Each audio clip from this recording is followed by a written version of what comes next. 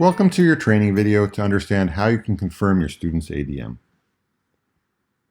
I'm logged in here as Sportsmith, and if you go under an I4C, if you go under reporting, there'll be reports both in the district batch validation as well as the verification anomaly reports that you want to pay special attention to this year in terms of confirming the student's ADM. Under the district batch validation for the end of year enrollment, there are three reports that I want to point out. One is the ADM report, including FNR counts. The second is the EOI determination sign-off.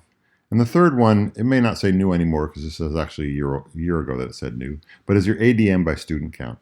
It's important that you'll review these three reports and just make sure that they look accurate based on what you would expect.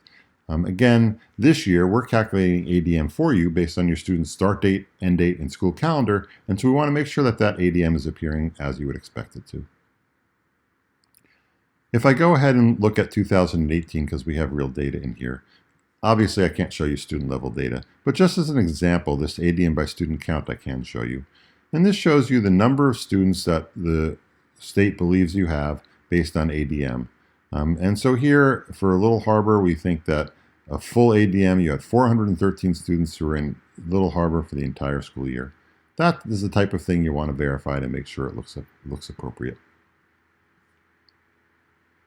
The other report that you want to look at is a verification anomaly report. It's a state level report. And so here, if you look under EOI enrollment, you'll see that there, you should be familiar with this, but it's a report called One SASA Too Many Days. This report basically identifies students whose ADM is more than we should expect. And maybe that's because a student was reported by one school enrolled from the beginning of the year through the end of the year, and another school enrolled from March 1st when they transferred to the end of the year. And that's because the first school forgot to put an exit date on the student. Their ADM, that student's ADM, will be more than one, and it's a problem. So we needed to address those. So please also make sure you verify that your student's too busy to report. Again, we know you do this every year, but we wanted to remind you because it's extra important as we've changed the way ADM is calculated. Again, please contact us if you have questions, and thanks for your work.